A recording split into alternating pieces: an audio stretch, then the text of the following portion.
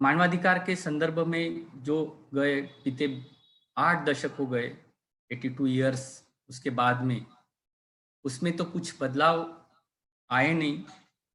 लेकिन संयुक्त राष्ट्र संगठन के डायस पर, उस मंच पर हमेशा नए नए बातों के संदर्भ में चर्चा जाहिर हो गई। वर्ल्ड हेल्थ ऑर्गेनाइजेशन के माध्यम से भी इस बारे में चर्चा का इस साल पूरा ऐलान भी हुआ था। और हम मानवाधिकार के इस संदर्भ में, लोकतंत्र और भारत और विश्व के संदर्भ में, आज के प्रमुख वक्ता डॉक्टर खातिमा त्रिपाठी सर इस पर चर्चा करने वाले हैं। सर को मैं यहाँ पर आमंत्रित करता हूँ, डॉक्टर खातिमा त्रिपाठी सर को, कि आज के इस जागतिक या वैश्विक मानवाधिकार दिन के संदर्भ में आप अपने विचारों को यहाँ पर रखें और हमें अवगत करें। Doctor Khatima Tripathi sir. धन्यवाद सर। उपस्थित सभी देवियों सज्जनों को मेरा नमस्कार। आवाज आ रही है ना सर? हाँ सर, आवाज आ रही है सर, क्लियर है।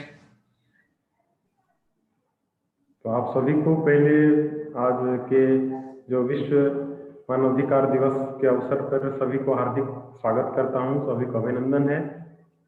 और हमारे आज के जो विचार ये है, जो जिस पे हम विचार करने वाले हैं, आलोचना करने वाले हैं, वो हम सभी से जुड़ा हुआ है, क्योंकि हम उसी समाज का हिस्सा हैं, इस पे हम रह रहे हैं और उसी समाज के अधिकार के बारे में ये प्रश्न है, ये आलोचना है।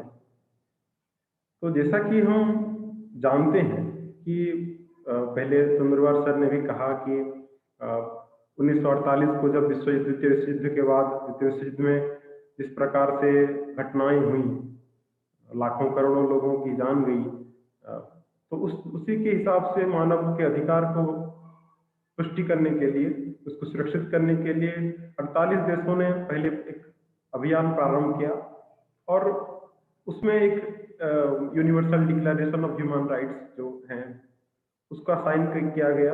उनमें से एक भारत भी था। तो मैं कुछ डॉक्यूमेंटेड बात तो करूंगा ही, लेकिन कुछ फॉर्मल के साथ कुछ इनफॉर्मल बात भी करूंगा, जिसके ऊपर हम खड़े हैं आज 21वीं सदी में भारत में। तो जब 1948 को भारत ने भी उस डिक्लेरेशन पर साइन किया था, हस्ताक्षर किए थे, उसके बाद भारत में मानवाधिकार की सुरक्षा के लिए, उसके ऊपर चिंता करने के लिए हमको 45 साल लग गए। 45 साल इसलिए बोल रहा हूं क्योंकि जब भारतीय मानवाधिकार आयोग का गठन किया गया तब 1993 में गठन किया गया।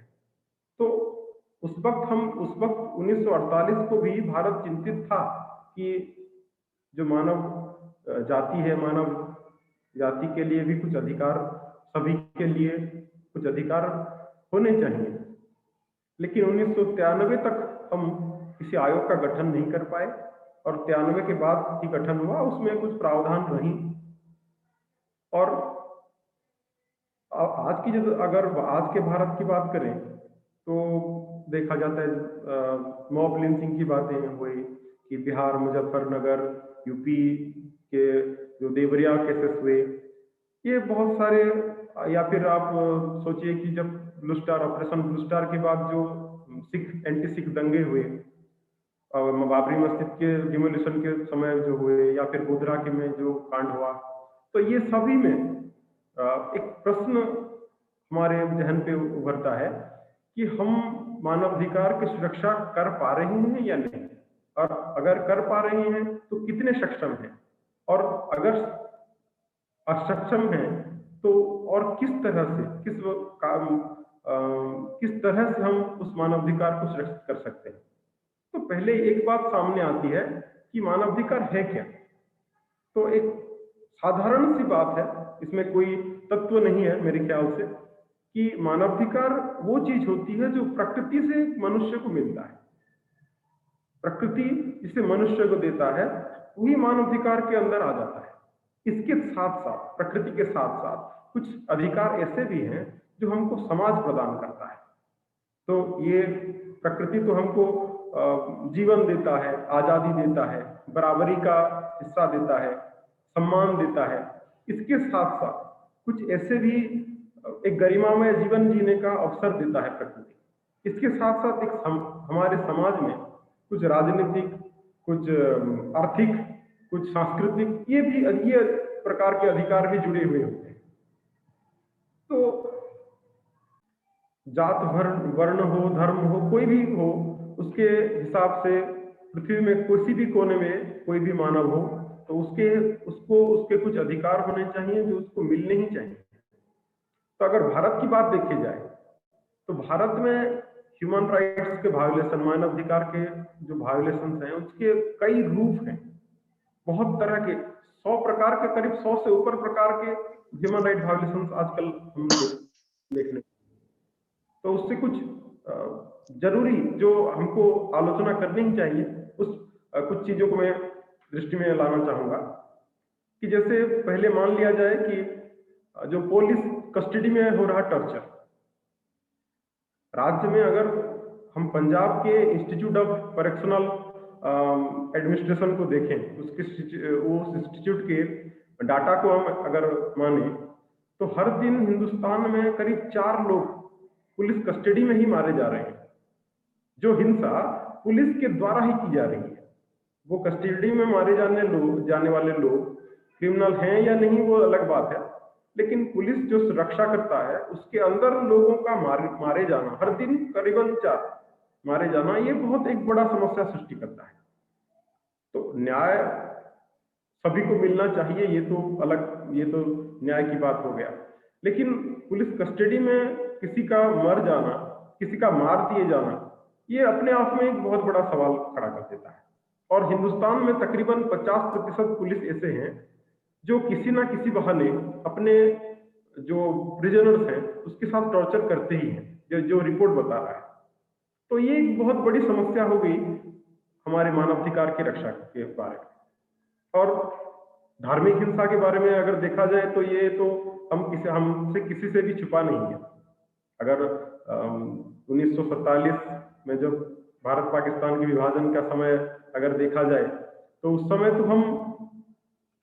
समय तो जिस प्रकार से हिंसा वो हुआ, वो दुनिया में एक काला दिन के ही रूप में ही, काला अक्षर में ही लिखा गया है। और अगर 1984 में जो एंटी सिख दंगे हुए, उसमें करीब 2000 लोगों को मार दिया गया, करीब 2000 लोगों को मार दिया गया। और ये तो ऑफिशियल रिकॉर्ड है, अनऑफिशियल रिकॉर्ड में और भी हजारों लोगों की मौत की सूचना दी जाती है। उसके बाद 1987 में कुछ मेजर इवेंट्स की मैं बात कर रहा हूँ। 1987 में अगर देखा जाए तो एक बहुत विभत्स घटना हुई यूपी में कि जब प्रोविंशियल आर्म्ड कांस्टेबलरी जो है, पीएससी जिसे हम कहते हैं, पीएससी के जो 19 लोग 42 मुस्लिम युवकों को मार के उनको एक कैनाल के किनारे डंप कर दिया गया। तो ये एक विभत्स घटना शुरू हो जाती है। अगर हम फिर गोधरा कांड की बात देखें, जब ट्रेन में 59 लोगों को डाल के उनको आग लगा दिया गया, या फिर 1992 का मुंबई दंगा देखेंगे, या फिर इसी साल का देखिए जनवरी फरवरी का में जो हिंसा दिल्ली में हुई। तो ये सब दंगे और ये सब जो धर्म के नाम पे, ये हमारे हिंदुस्तान में कहीं ना कहीं हर जगह होते ही रहे हैं। हिंदुस्तान में हर जगह हर दिन कोई ना कोई ऐसे केसेस कुछ सामने आ पा रहे हैं, कुछ नहीं आ पा रहे हैं। और धर्म के अलावा और एक चीज हमारे हिंदुस्तान में ऐसे बहुत समस्या सृष्टि करती है, जो है जात को लेके। अगर जात की बात देखें तो जातिगत हिंसा, अपर कास्ट लोअर कास्ट के लेके, या फिर सरकार, ऐसा नहीं है कि सरकार के कुछ प्रावधान नहीं है, हमारे संविधान में भी कुछ प्रावधान हैं, हमारे लॉ एडमिनिस्ट्रेशन में भी कुछ प्रावधान हैं, कुछ रूल्स हैं, पर इस सभी को दरकिनार करके फिर भी भारत में जातिगत हिंसा हो रही है, हर दिन आए दिन हो रहे हैं।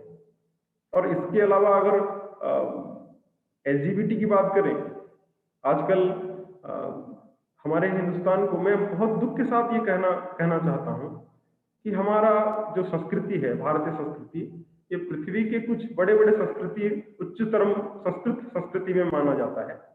लेकिन आज भी हम एलजीबीटी ग्रुप को एक मानव के तौर पर, बहुत से लोग ऐसे हैं कि मानव के तौर एक लिंग के रूप में वो देखना ही नहीं चाहते। तो ये भी अपने आप में एक बहुत बड़ी समस्या है। तो किसी मानव को अगर मानव होने का अधिकार नहीं दिया गया, तो बाकी अधिकार की बात ही छोड़िए। तो पहले हमको यही करना होगा कि पहले हम मानव को सम्मान देना सीखें। हर मानव को, हर वर्ण को, हर जात को, हर धर्म को और हर लिंग को हम सम्मान देना सीखें।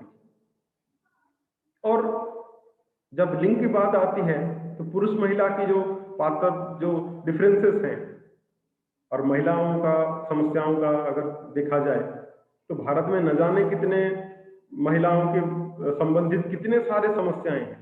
हर समस्या एक बड़ा मुद्दा है, हर एक समस्या। और महिलाओं के अधिकार की बात की जाए तो बहुत सारे ऐसे अधिकार हैं जो सिर्फ कागजों और कलमों में ही है और वो कभी सच में नहीं आ पाता, वो कभी महिलाओं के ऊपर अप्लाई नहीं हो पाता, लागू नहीं हो पाता। बहुत से अगर डाउरी की बात देखें, फोर्स्ड मैरिज की बात देखें, प्रोस्टिट्यूशन की बात देखें, तो हमारे समाज में ऐसे और भी कितने न जाने कितने भी कुसंस्कार हैं, कुछ भावनाएं हैं, कुछ भावनाएं हैं जो लिंग को लेके और लिंग को लेके कुछ समस्याएं पैदा करती हैं, जो कि हमारे समाज को कलुषित करता है। और सिर्फ महिलाओं की ही नहीं, अगर बच्चों की बात देखी जाए तो बच्चों को भी ऐसे जो चाइल्ड लेबर की बात हो गया या फिर फोर्स्ड किसी काम को कराना का हो गया, तो बच्चों को लेके भी अनेक समस्याएं हमारे समाज में सृष्टि हो रही हैं। और आजकल तो एक कुछ बड़े बड़े खबर भी आ रहे हैं कि 8 साल के 10 साल के बच्चों को टेररिस्ट बना दिया जा रहा है, उनके हाथ में बंदूक पकड़ा दिया जा रहा है।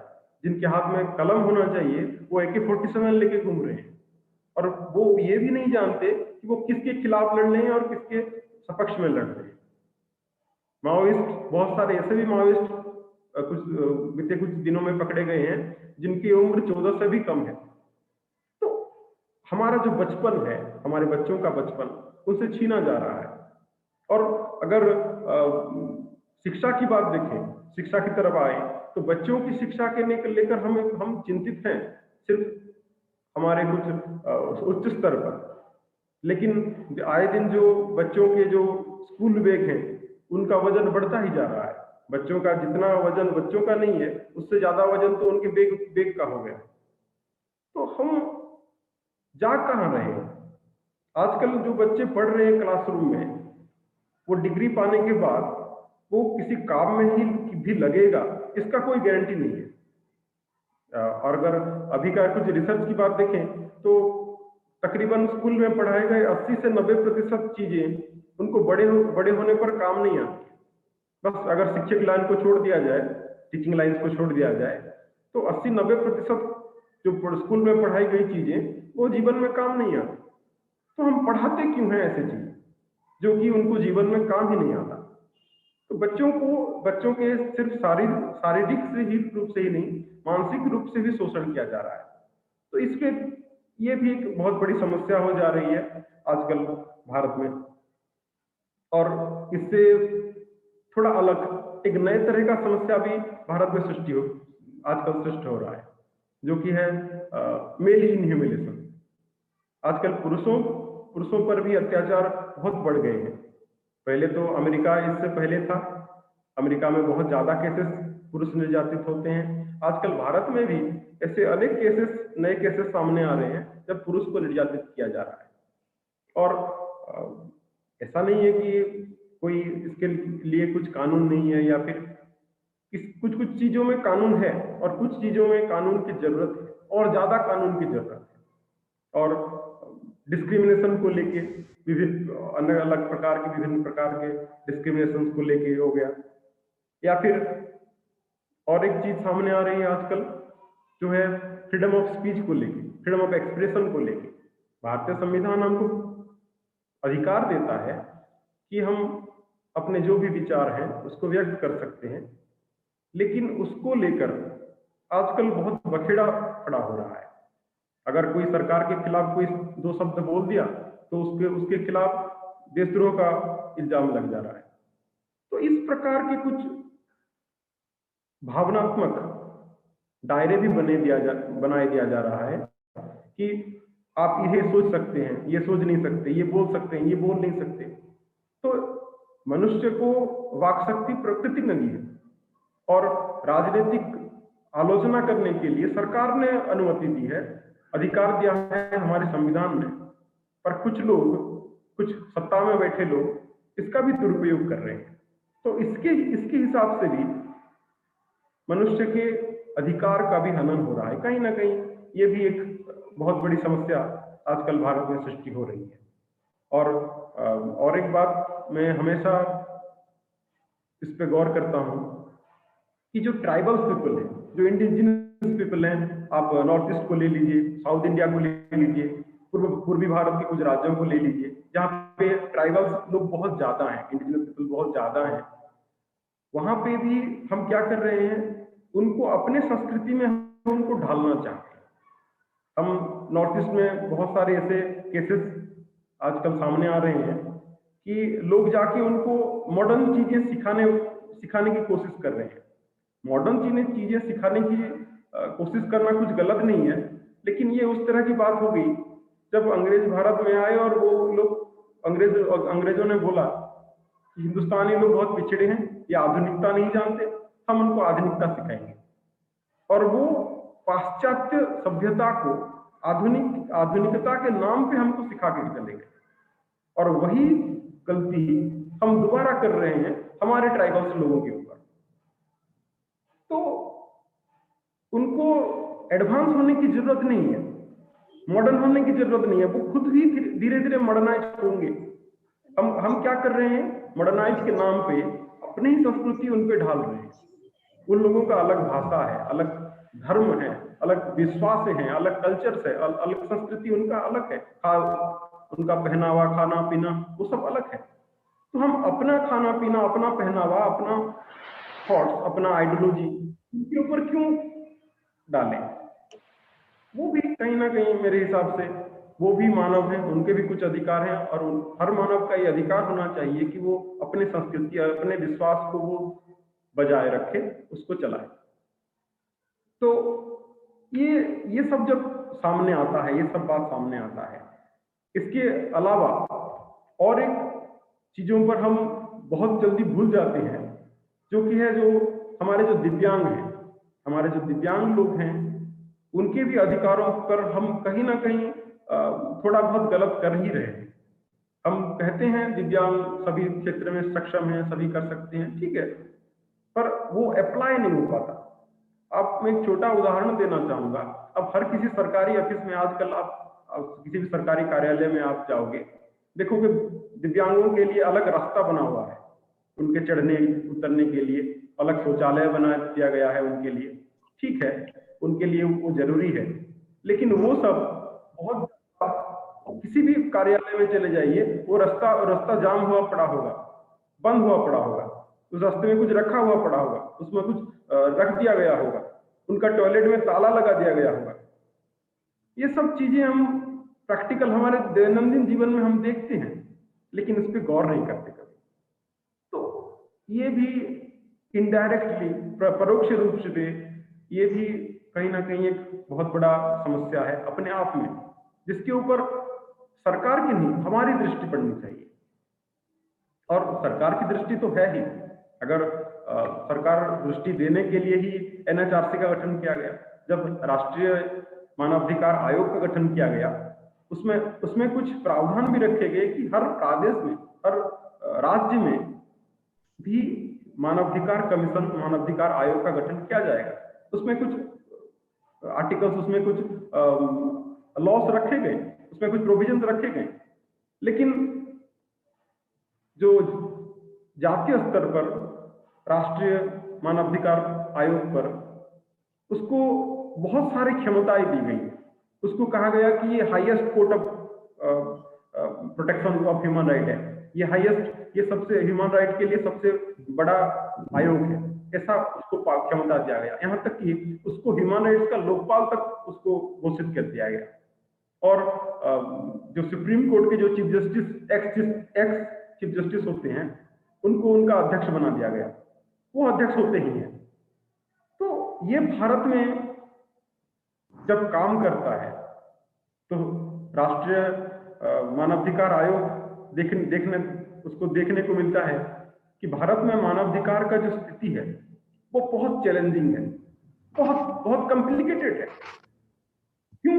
इसलिए कि जब मुगल के शासनकाल से ही और अंग्रेजों के शासनकाल से ही भारत के मानवाधिकार व्यवस्था को ही थोड़ा जटिल बना दिया गया। धर्म जात और विभिन्न प्रकार के थिंकिंग से उसको जकड़ दिया गया। और अभी हमको बोल दिया जा रहा है कि मानवाधिकार का सुरक्षा करना चाहिए। तो ये एक बहुत बड़ा चैलेंजिंग हो जाता है किसी भी आयोग के लिए कि वो कैसे लोगों के अधिकारों का वो सुरक्षा प्रदान करें। और जहां तक मौलिक अधिकारों की बात है, संविधान हमको कुछ मौलिक अधिकार प्रोवाइड करता है, सही है, लेकिन इसके साथ साथ कुछ ऐसे भी समस्याएं हैं जो लोगों की तरफ से हैं और कुछ समस्याएं सरकार की तरफ से हैं। जैसे कि जब मानवाधिकार आयोग गठन किया गया, उसमें प्रावधान रखा गया कि वो हर तरह की मानवाधिकार के संबंधित विषयों पर वो दृष्टि देगा, उसको सरकार की नजर में लाएगा, सजेशन उसको सरकार को प्रस्तावित करेगा कुछ बदलाव के लिए, मानवाधिकार की रक्षा के लिए। पर उसमें एक जंजीर भी उसको जकड़ दिया गया कि जो प्रस्ताव मानवाधिकार आयोग सरकार पर करेगा, सरकार उस पर अमल करेगी या नहीं, ये बाध्य नहीं है। सरकार बाध्य नहीं होता कि वो उस प्रस्ताव को वो अमल करे। तो मानवाधिकार प्रस्तावित करे या ना करे, उससे कोई फर्क नहीं पड़ेगा। अगर प्रस्तावित करता भी है तो सरकार उसको रिजेक्ट कर देगी, उसको खारिज कर देगी। तो इसमें कोई मतलब इससे कोई लाभ नहीं हो रहा है।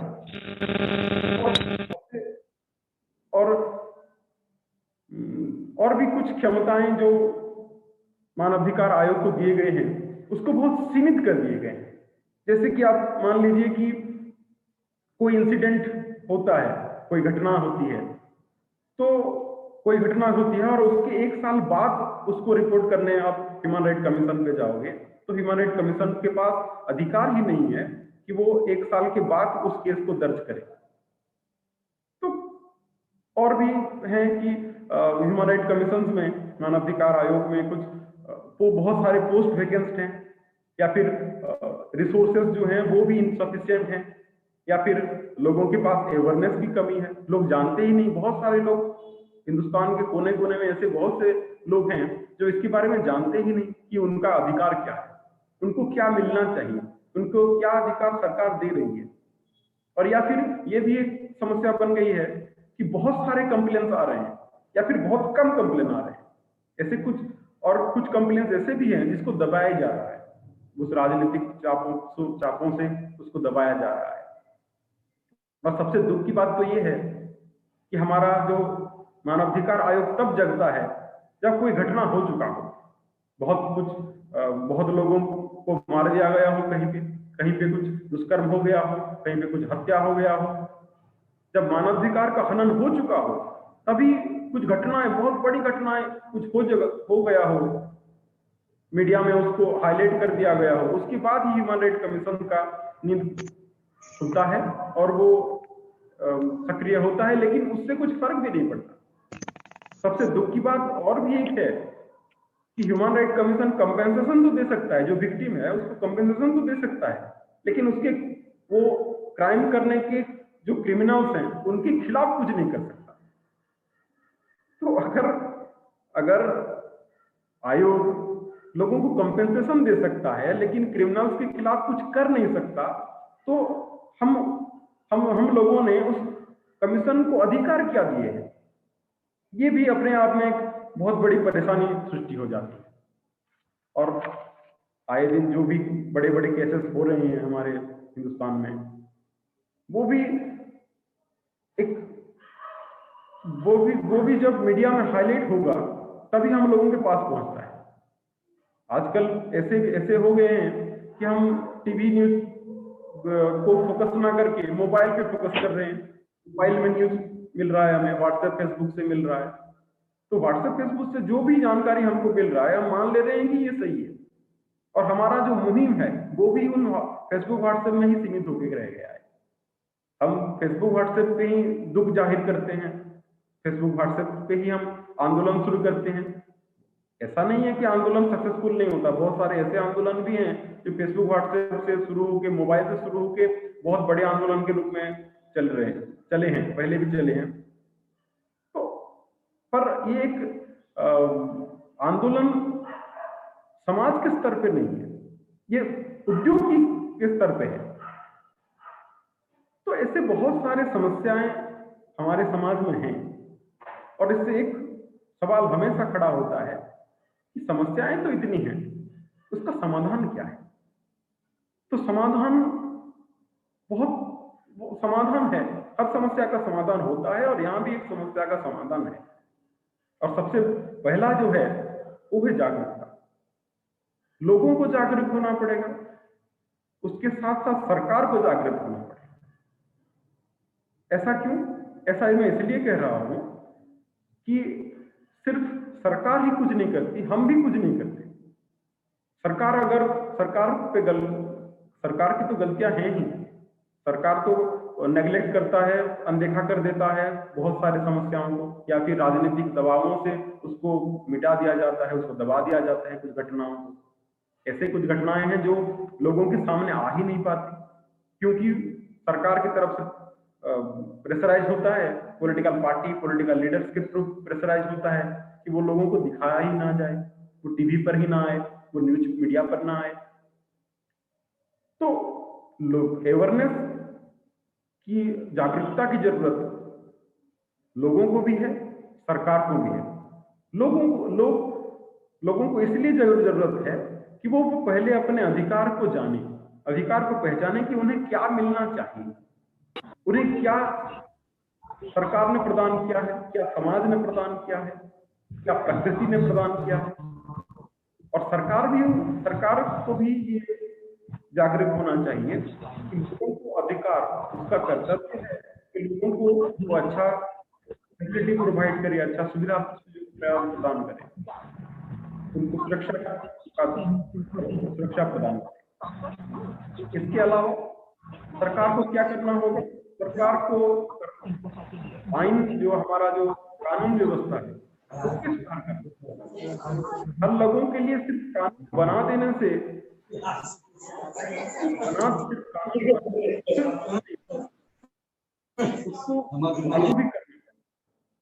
उसको इस तरह से, कानून व्यवस्था को इस तरह से बनाना पड़ेगा जिस तरह से हर इंसान के पास तक वो सब पहुंच सके। और इससे भी बहुत बड़ी समस्या तो ये है कि जो इश्यूज को जब पॉलिटिकलाइजेशन कर दिया जाता है, जब कोई घटना हो जाती है तो बहुत सारे राजनीतिक दल सामने आ जाते हैं, उसको अपने अपने ढंग से, अपने नजरिए से उसको देखने के लिए। ऐसे भी पॉलिटिकल पार्टीज आ जाते हैं जो धर्म के लेंसेज से उसको देखने की कोशिश करते हैं, कोई जात के हिसाब से देखने की कोशिश करते हैं, कोई लिंग भेद में देखने की कोशिश करते हैं। अगर कोई इंसान को मार दे रहा है, मर्डर कर रहा है, हत्या कर रहा है, तो हम वो दोनों के धर्म को देखें। ऐसे भी हमारे नजरिए हो गए हैं कि धर्म के लेंस से हम उनको देख रहे हैं कि किसके धर्म के लोग ने किसके धर्म के लोग को मारा, किस जात के लोगों ने किस जात के लोगों को मारा। ये हम जात के नाम पे, और या फिर वो मेल है, फीमेल है, पुरुष है, स्त्री है, ये इस हिसाब से हम देखने लगे हैं। तो ये इस नजरिए को भी हमको बदलना पड़ेगा। और इसके साथ साथ जो हमारे पॉलिटिकल पार्टीज हैं, वो जब किसी घटना को, किसी हिंसा को, किसी मानवाधिकार हनन की घटना को जब राजनीतिक रंग से रंग रहे हैं, उस वक्त भी हमको ये समझना पड़ेगा कि वो अपने राजनीतिक फायदे के लिए वो सब कर रहे हैं। और ये सब तभी संभव है जब हम राजनीतिक रूप से शिक्षित हों। अब शिक्षित तो भारत में सब ही हो रहे हैं, धीरे धीरे सरकार को प्रावधान है, लेकिन राजनीतिक तौर से हम शिक्षित बहुत कम लोग हैं जो समझ पा रहे हैं असली राजनीति।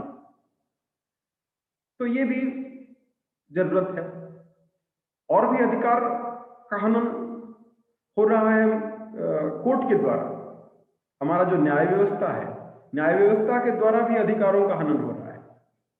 किसी के वक्तव्य से कोर्ट रिप्लाई कर रहा है, किसी को देशद्रोह का आरोप कोर्ट लगा रहा है, जबकि कोर्ट का काम है उसका विचार करना। और ये भी और भी ऐसे मामले तो ऐसे हम जानते ही हैं कि 1947 में जो कुछ घटनाएं हुई, कुछ हिंसा हुआ, उस हिंसा के केसेस अभी भी चल रहे हैं कोर्ट में। 84 के जो एंटी सिख दंगे में जो केसेस हैं वो अभी भी चल रहे हैं। 30 साल, 40 साल, 50 साल, 70 साल तक केस चल रहा है। और जैसा कि हम जानते हैं कि delayed justice is not a justice. जब जस्टिस बहुत देर हो जाती है तो वो न्याय नहीं रहता, वो न्याय नहीं रहता।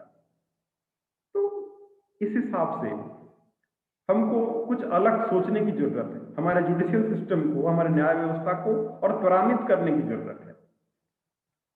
और इसके साथ साथ ये भी हमको सोचना चाहिए कि हमारा व्यवस्था कैसा हो। हम सिर्फ कागज कलम पे, किताब पे हम आदर्शवादी चिंताधारा को लेते हैं कि हमारा सिस्टम ऐसा होना चाहिए, ऐसा होगा कब, लेकिन क्या चल रहा है हमारे समाज में इसके हम बहुत उदासीन हैं। इसके ऊपर आप एक नजर आप अगर हम घुमाएं तो कभी एक घटना अगर हो जाती है उसके बाद वो जो आयोग हैं वो सब सामने आते हैं। किसी महिला पर अगर कुछ दुष्कर्म हो गया, उसके बाद महिला आयोग आता है उसके ऊपर सवाल खड़ा करने के लिए, सरकार के ऊपर सवाल खड़ा करने के लिए। महिला आयोग ये कोशिश कभी नहीं करता कि कैसे ये वारदातें ना हो। तो prevention is better than cure हमेशा हम बोलते हैं, तो हम क्यों ऐसा काम नहीं करते, क्यों ऐसा प्रावधान नहीं बनाते कि ये सब काम को पहले ही रोक दिया जाए। घटने के बाद सरकार पर सवाल उठाने से कोई लाभ नहीं है। लाभ तभी होगा जब हम ये वारदातें ना हो। ये वारदातें ऐसा नहीं है कि पहले जमाने में क्राइम नहीं होता था, हिंसा नहीं होती थी, दुर्घटनाएं नहीं होती थी, अब भी हो रही है। और कुछ सामने आ रही है, कुछ सामने नहीं भी आ रही है, लेकिन हमको ये कोशिश करना होगा। और ये भी सच है कि हम जैसे स्वर्ग जैसा वातावरण हम कभी नहीं बना सकते। हमेशा समाज में क्रिमिनल्स रहते हैं, क्राइम होता है, हिंसा रहता है, हमेशा रहेगा। लेकिन उसको हम कम कर सकते हैं। जितने ज्यादा मात्रा में हो रहा है उसको हम कम कर सकते हैं, और उसके लिए हमको कोशिश करनी चाहिए। और हमेशा मैं ये ध्यान देता हूं, मैंने उसके ऊपर 2013-14 पे इसके ऊपर मैंने कुछ शोध किया था, और उस पे मैंने ये भी एक चीज डाला था कि हम समाज में जब मानवाधिकार की सुरक्षा करने जाते हैं तो हम सिर्फ उसको मानवाधिकार का सुरक्षा कैसे हो उस पर हम दृष्टि देते हैं, लेकिन उसके माध्यम पर दृष्टि नहीं देते। जैसा कि एक उदाहरण के तौर पर मैं समझाना चाहूंगा कि अगर हम एक व्यक्ति को खाना देते हैं, कोई भूखा आदमी है उसको हम खाना दे रहे हैं, अच्छी बात है, बहुत हमारा नजरिया अच्छा है, उसको भूखा आदमी को खाना देना चाहिए। तो हम अगर रोज उसको खाना देने लगे तो वो आदमी धीरे धीरे सोचने लगेगा कि मुझे मुफ्त में खाना मिल रहा है, मुझे काम करने की जरूरत नहीं है। और ये मानसिकता हमको और भी पीछे ले जा रही है। आज भारत की स्थिति विश्व में जिस स्तर पर है, अगर इस तरह से चला रहा तो हम बहुत पीछे चले जाएंगे। और ये भी सही बात है कि अगर उसी व्यक्ति को हम अगर उसका कुछ भला करना ही चाहते हैं तो हमको करना क्या होगा? हमको कोशिश करनी होगी कि उसको कैसे एक रोजगार मिले, उसको खाना बनाने का, उस खाना को खुद ऐसा जरिया बनाना होगा कि वो खुद कमा के कैसे खा सके। इसके द्वारा क्या होगा कि उसका भी आत्मसम्मान का रक्षा होगा, आत्मसम्मान की रक्षा होगी कि वो सोचेगा कि मैं खुद कमा के खा रहा हूं, और हम भी ये आत्मसंतुष्टि होगी हमें भी कि उसको रोजाना कमा के खाने के लिए एक जरिया हमने ढूंढ लिया। ऐसा नहीं है कि जो हर व्यक्ति को ऐसा हम कर सकते हैं, लेकिन कोशिश कर सकते हैं, और ये कोशिश हमको करनी ही चाहिए। तो जो, और ये भी हम जानते ही हैं कि जो क्रिमिनल्स हैं वो हमेशा क्राइम जानबूझ के नहीं करते, अनजाने में भी कुछ क्राइम हो जाती है, कुछ लोग क्रिमिनल बन जाते हैं। सोचने की जरूरत, जब वो क्राइम करते हैं तब भी वो अपने असली मानसिक स्थिति में नहीं होते कभी कभी। तो ये सब भी हमको ध्यान देना होगा। और ये भी, और भी एक तरीके के बारे में मैं बोलना चाहूंगा कि हम सभी में एक जो मानविकता बोलते हैं, हम सभी में मानविकता होती ही है, मानविकता होती है, इसलिए हम मानव हैं। तो मानविकता की नजर से हम जब रास्ते पे जा रहे हैं और बहुत सारे ऐसे घटनाएं देखते हैं, रोज पेपर में, टीवी में, मोबाइल में देखते हैं, पढ़ते हैं, तो हमारे मन में भी एक सवाल खड़ा होता है कि हम क्या कर सकते हैं। एक भावना हमारे मन में, हमारे जहन में हमेशा उठता है कि हम अकेला आदमी क्या कर सकते हैं। इतने सारे समस्याएं हैं, इतने बड़े समस्याएं हैं, इतने सारे लोग लगे हैं उनको समाधान करने के लिए, मैं अकेला आदमी इस पे क्या कर सकता हूँ। तो मैं इसमें कुछ बड़ा नहीं बोलना चाहूंगा, एक छोटी सी बात है, हम ये कर सकते हैं। कैसे? समस्याएं बहुत सारी हैं, हमको सिर्फ एक के ऊपर ही दृष्टि निक्षेप करना है। अगर मैं चाहूं कि महिलाओं की सुरक्षा के ऊपर काम करूं, बच्चों की सुरक्षा के ऊपर काम करूं, बच्चों की शिक्षाओं के ऊपर काम करूं, कि मैं अगर ह्यूमन विभिन्न समस्याओं के ऊपर काम करूं, जो समस्याएं मैंने गिनाई हैं, जो पुलिस कस्टडी में मौत के बारे में काम करूं, ह्यूमन राइट वायोलेशन जब टेररिज्म के द्वारा जब हो रहा है उसके ऊपर काम करूं, तो हर दिग में हम काम नहीं कर सकते, एक आदमी नहीं कर सकता। तो क्या करना है? हमें काम करना है सिर्फ एक ही विषय पर। अगर मैं सोचूं कि मुझे बच्चों की शिक्षा के ऊपर काम करना है, हर बच्चा कैसे उत्तम शिक्षा पाए, जो शिक्षा उसको आगे जाके उसको सहायता करे, उसको जीवन जीने के लिए वो सहायक हो, अगर उस समस्या के ऊपर ही मैं काम करना, मैं अगर ये सोच लेता हूं तो मैं थोड़ा बहुत कुछ ना कुछ तो कोशिश कर ही सकता हूं। और मेरे आसपास, मेरे जो आस पड़ोस में है, मेरे सोसाइटी में जो बच्चे हैं, उनको कैसे उत्तम शिक्षा मिले, अगर मैं ये कोशिश करूं, बाकी समस्याओं को मैं ऐसा नहीं कि मैं दरकिनार कर दूं, लेकिन एक ही समस्या पे मैं ज्यादा फोकस करूं और बाकी समस्याओं को के ऊपर ज्यादा नजर ना देके उसी बच्चों की शिक्षा के ऊपर ही फोकस करूं, तो शायद अपने अपने लोकेलिटी में, अपने अपने सोसाइटी में, अपने आसपास पड़ोस में हम कुछ ना कुछ इसके बारे में कर ही सकते हैं, और उसी नजर में हम देख भी सकते हैं। हम रास्ते पे जा रहे हैं, कभी कोई बच्चा बिना स्कूल गया हुआ मिले या फिर कुछ, तो उसकी शिक्षा के लिए हम काम कर सकते हैं। और अगर हमारे पास एक अनुष्ठान है तो हम, ये अलग बात है कि हम बहुत सारे दिगों पर, बहुत सारे मानवाधिकार के ऊपर हम फोकस कर सकते हैं, हम काम कर सकते हैं। और ये एक बात सही है कि हम व्यक्ति के तौर पर ज्यादा कुछ नहीं कर सकते, लेकिन बहुत कुछ कर सकते हैं। मैं इस दोनों में फर्क ये बता रहा हूं, ज्यादा कुछ मतलब हम गांधी विनोबा भावे जैसा, अंबेडकर के जैसा उतना बड़ा काम नहीं कर सकते, उतना समाज का भला शायद नहीं कर सकते, शायद, पर थोड़ा बहुत अपने स्तर स्तर पे कुछ ना कुछ कर ही सकते हैं। मैं यही बताना चाहता हूँ। और जैसा कि मार्टिन लूथर किंग ने कहा था, अमेरिका में कभी उन्होंने कहा था कि injustice anywhere is threat to justice everywhere. तो अगर कहीं पे भी अन्याय हो रहा है तो दुनिया में जहां भी न्याय है उसके ऊपर संकट आ ही जाता है। तो अगर ह्यूमन राइट वायोलेशन भारत में हो रहा है तो विदेशों में भी हो रहा है।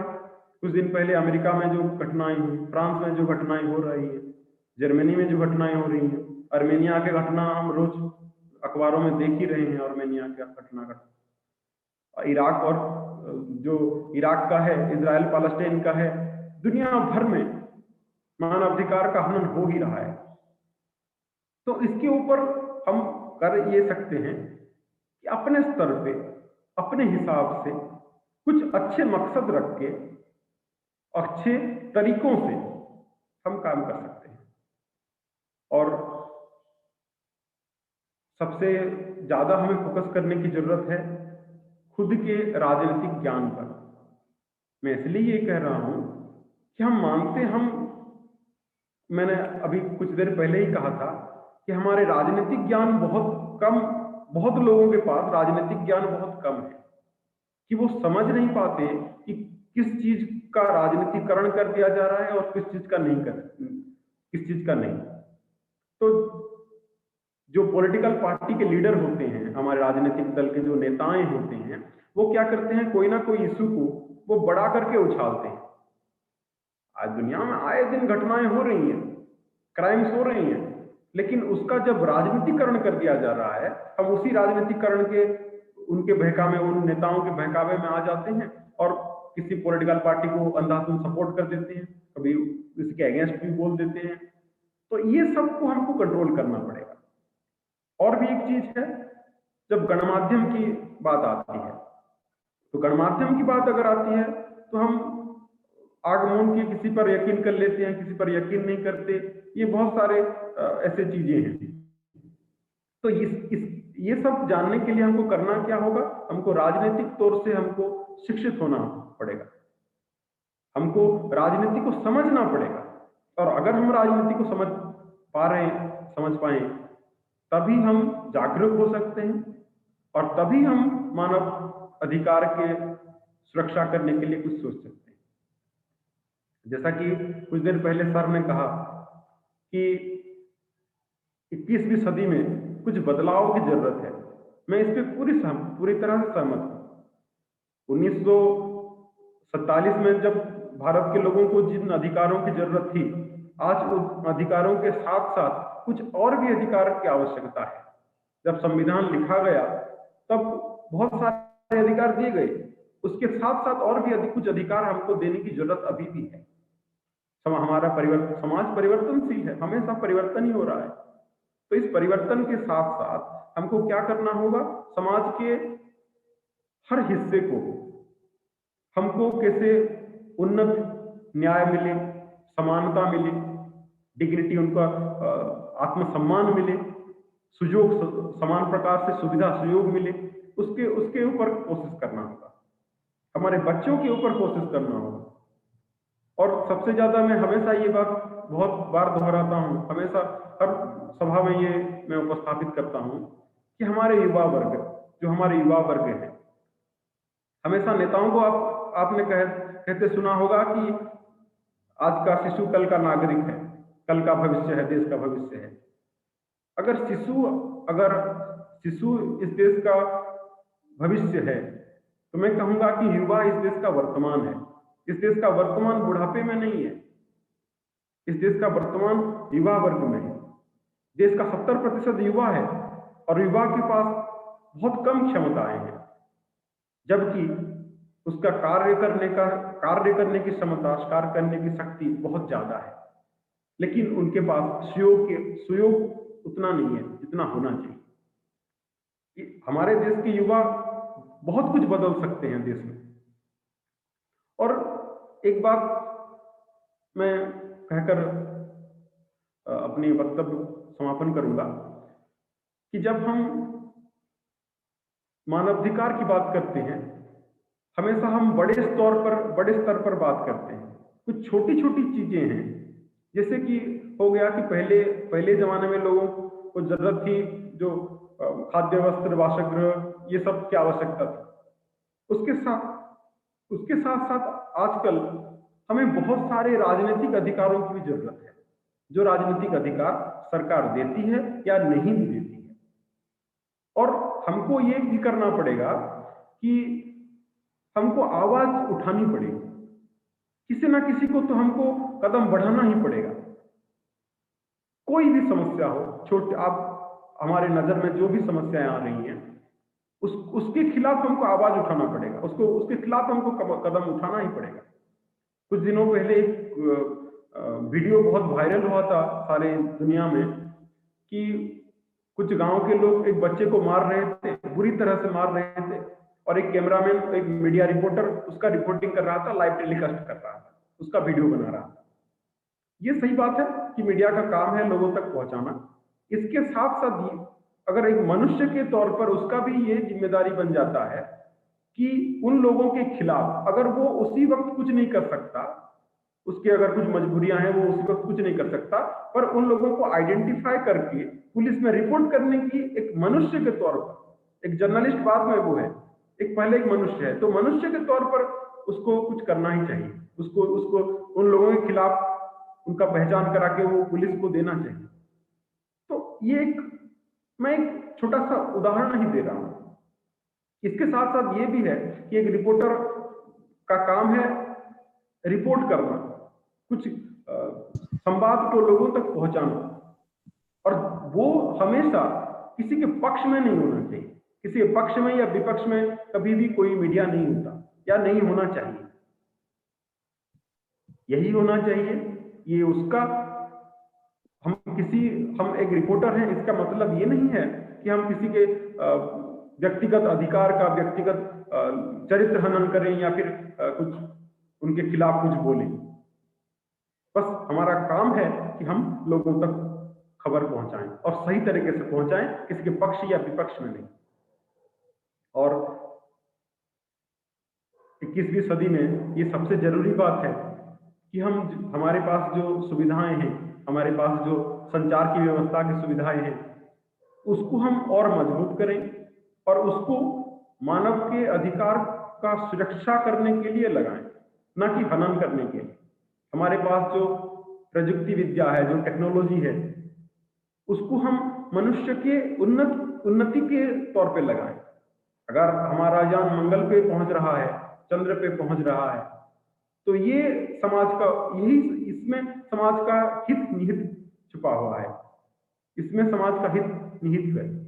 लेकिन अगर हम टेक्नोलॉजी को और ज्यादा बेहतर हथियार बनाने में, और ज्यादा लोगों को मारने में लगा रहे हैं, तो ये मेरे ख्याल से इसमें समाज का हित कभी नहीं है। हाँ, ये सही है कि हम उसी एटम बम से हम ज्यादा करोड़ों लोगों को मार भी सकते हैं, और उसी एटॉमिक एनर्जी से हम करोड़ों लोगों की जीवन बचा भी सकते हैं। ये हमारे ऊपर निर्धारित है कि हम उसको किस तरह से प्रयोग करें। और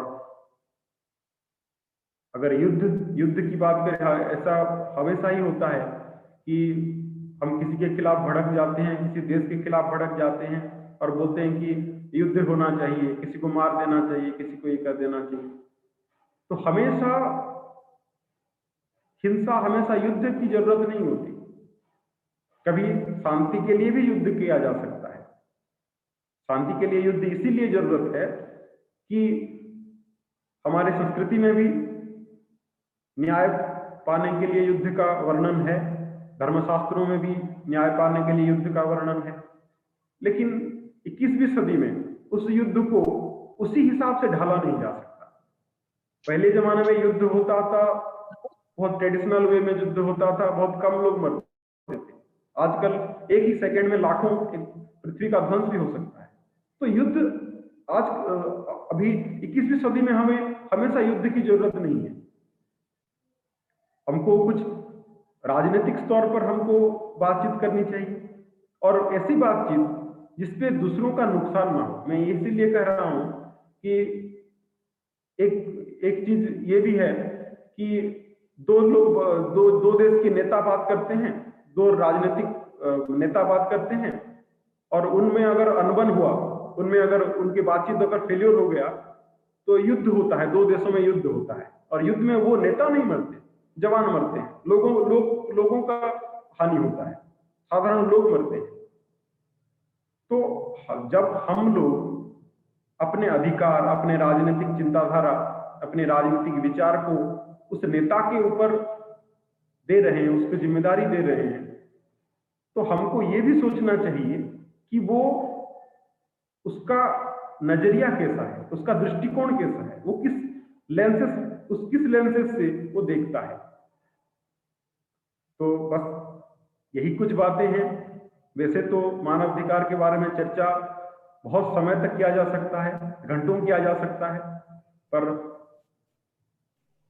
ऐसे कुछ मैंने कुछ किताबें बातें नहीं बोली हैं, मैंने कुछ ऐसे बात बोलने की सोची थी कि जैसा हमारे जीवन में हो रहा है, कुछ ऐसी बातें मैं बताना चाहता था कि जिसपे हम रोजमर्रा की जिंदगी में फोकस कर सके, ध्यान दे सके। तो बस इसके ऊपर हम और भी चर्चा कर सकते हैं, आने वाले दिनों में हम और भी चर्चा करेंगे। अंत में मैं धन्यवाद देना चाहूंगा संदीप चुंदरवार सर का, और हमारे संस्था से जुड़े सभी लोगों का धन्यवाद करना चाहूंगा कि उन्होंने मुझे अवसर दिया कि मानवाधिकार के ऊपर मैं कुछ वक्तव्य रख सकूं। बहुत बहुत धन्यवाद आप सभी का, मैं हमेशा आभारी रहूंगा। धन्यवाद। धन्यवाद सर। ख्यातिमय सर, बहुत सुंदर और अप्रतिम आपने बात रखी है, आपका वक्तव्य रखा है। सभी भारतीय लोकतंत्र के संदर्भ में जितने भी पहलू है, उन पहलू को आपने उजागर किया, उसके संदर्भ में भी बात की, और साथ साथ विश्व के संदर्भ में, विश्व में जो भी कुछ चल रहा है उसके संदर्भ में भी, उस बारे में भी आपने बात की। मानवाधिकार का जो एक दायरा है वो बहुत बड़ा दायरा है, उसके हर देश के साथ में जुड़े हुए सवाल भी अलग अलग है, अपने प्रश्न भी अलग है, हमारे अपनी अपनी समस्या भी अलग अलग है। भारत के लोकतंत्र के संदर्भ में आपने जो बात की, बहुत महत्वपूर्ण, तथ्यात्मक, और सबने समझने के बारे में जिसकी सोच रखनी चाहिए, सोच होनी चाहिए, उस हिसाब के साथ में आपने आपका वक्तव्य रखा। सर, जो महत्वपूर्ण बात आपके मंथन से आती है, चर्चा से आती है, कि हमें हमेशा अच्छे तरीके एवं मकसद रखना चाहिए और साथ चलना चाहिए। खासकर राजनीतिक समझ बढ़ाने की सबसे बड़ी जरूरत है। युवा वर्तमान है, इसलिए युवा वर्ग ने अपने अधिकारों के प्रति सजग रहते हुए भारत के संविधान में जो बात कही गई है कि धर्म, जात, पंथ, लिंग निरपेक्ष ऐसी बात हो, LGBT का आपने जिक्र किया, बहुत महत्वपूर्ण वो भी समस्या है और बात भी है। और बदलते परिप्रेक्ष्य में जो कुछ बदलना चाहिए, फिर यंत्रणा सक्षम होनी चाहिए और संसाधनों का उचित उपयोग भी होना चाहिए। छोटी छोटी बातों से ही बहुत बड़ा जो एक मिशन होता है या गोल होता है, वो साध्य बन जाता है। खासकर भारत की प्रकृति कभी हिंसा की नहीं रही। अगर अमन हमारी चाहत है, अमन हमारा अगर सबसे बड़ा श्वास है, तो हमारी समस्या भी उस तरह से छूटनी चाहिए।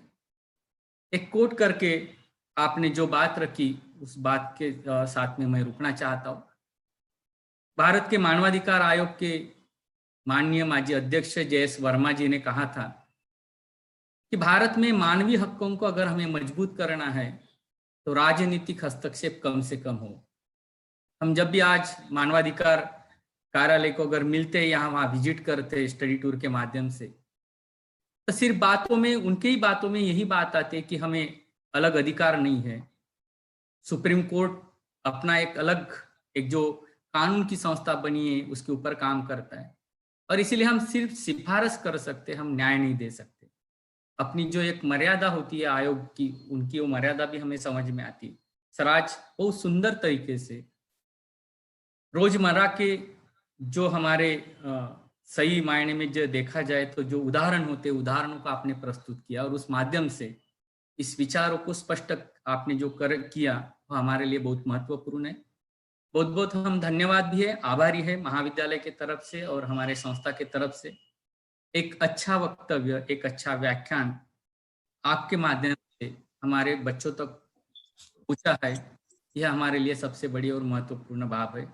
मैं पुनश्च आपके प्रति आपको धन्यवाद देता हूँ, आभार व्यक्त करता हूँ कि 1000 किलोमीटर दूर आप बैठे हैं, टेक्नोलॉजी के अपने प्रश्न होते फिर भी हम जुड़े हो और आपकी बात, जो बात आपने हमारे रोजमर्रा जिंदगी के साथ में साझा करने की कोशिश की है, उसके लिए मैं पुनश्च एक बार आपके प्रति धन्यवाद व्यक्त करता हूँ। और सर, मैं इसके बाद में